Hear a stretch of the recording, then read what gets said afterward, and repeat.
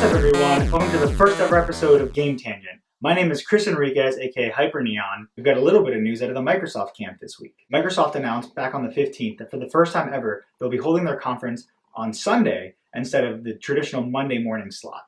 The tweet from the official Xbox Twitter account simply states, "Brace for big news, hashtag Xbox E3 will air Sunday, June 11th at 2 p.m. Pacific time."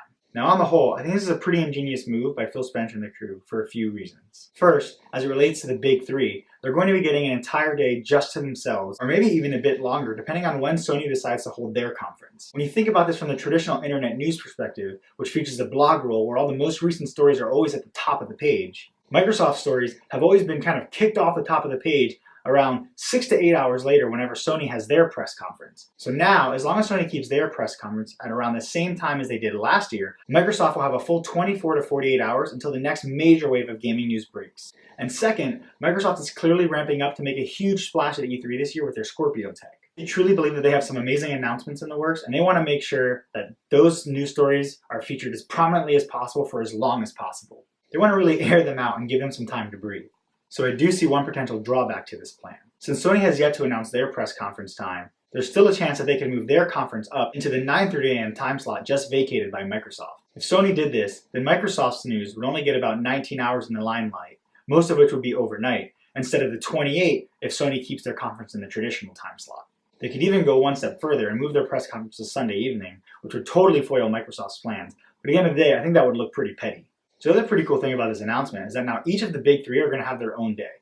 Microsoft on Sunday, Sony on Monday, and Nintendo on Tuesday. No matter what happens, it's going to be pretty interesting to see how this all shakes out. And E3, as always, is sure to be a really exciting event this year. While we're on the topic of the Scorpio, and since this is our first episode and all, I thought I might as well hop on the bandwagon and give you all a few of my Xbox Scorpio predictions. So my first prediction is on the VR aspect of the Scorpio.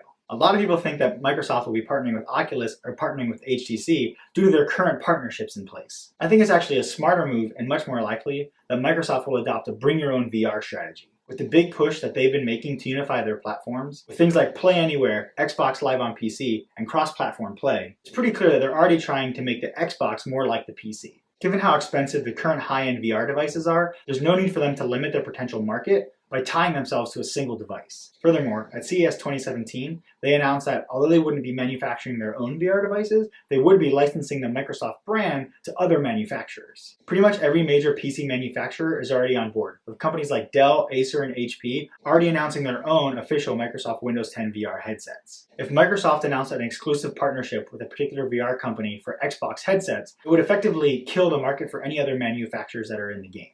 And it would more than likely reduce their own profits as well. The difficult thing here is that they'll only be able to release games that are truly cross-headset compatible, or they're going to have to develop a system whereby they can designate which headsets are compatible with which games, which might confuse gamers. So my second prediction is that I don't think there's any way that Microsoft is going to stick to their line that this isn't a new console generation and that it's simply a premium Xbox console. So I don't think they're going to say it that blatantly or that they'll market it that way. They're instead going to ensure that at least for the first couple years, all games will be playable on both sets of consoles. Even though there's going to be a pretty large disparity across the two consoles, this really shouldn't be too dissimilar to the PC market, where developers have to make games that are playable across a wide range of specs. In this case, they'll only need to optimize across two devices, which really shouldn't be that much of a stretch. So I think they're going to do this because they've seen the lack of success brought on by the PS4 Pro's mixed messaging. Gamers didn't really understand why they needed it. You know, it was 4K, but it wasn't 4K, and it had HDR, but your old thing had HDR, and it didn't play 4K Blu-ray discs. So at the end of the day, in trying to appease their current owners, they really shot themselves in the foot with their marketing message. Microsoft wants a full reset here,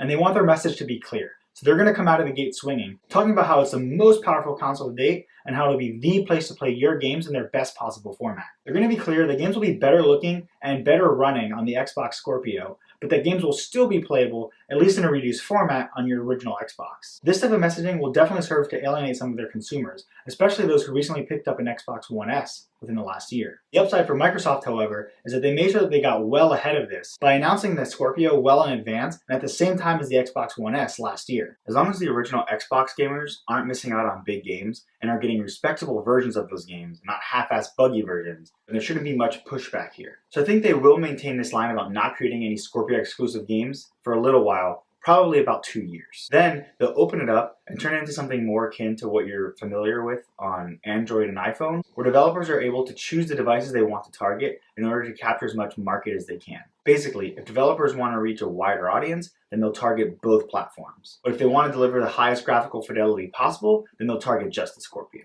Now, I think the duration for when you'll see them make this change will be highly dependent on how well the Scorpio is selling and how far out the next Xbox console is. So my final prediction is a simple one, and it's about the price. I think the Scorpio is going to come in on the higher end of what gamers are used to at about the $499 price point. Phil Spencer has been very clear that they're creating a premium console that's going to be targeted to the higher end gamer, but the price also won't be outside the range of what gamers are used to.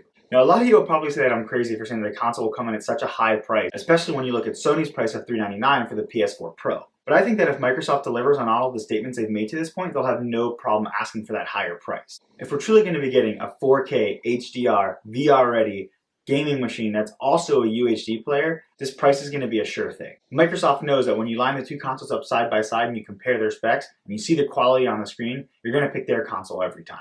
So that's it for my Microsoft news and gaming predictions. How do you feel about Microsoft's decision to move their conference to Sunday? What do you think about my Xbox Scorpio predictions? Do you want to let me know some of your own predictions? Be sure to let me know how you feel in the comment section below. If you're interested in getting more of what Game Tangent is doing, then please help us get the word out by subscribing to the channel below and following us on Facebook and Twitter with the handle @GameTangent. If you want to join in on the conversation and have your thoughts and comments featured on this week's response video, or be a part of next week's video, then please be sure to send me your questions and comments in text or video format on Facebook, Twitter, and YouTube, or at the email address gametangent@gmail.com. Once again, my name is Chris Enriquez, aka HyperNeon. Thank you so much for watching this first ever episode of Game Tangent, and we'll see you online.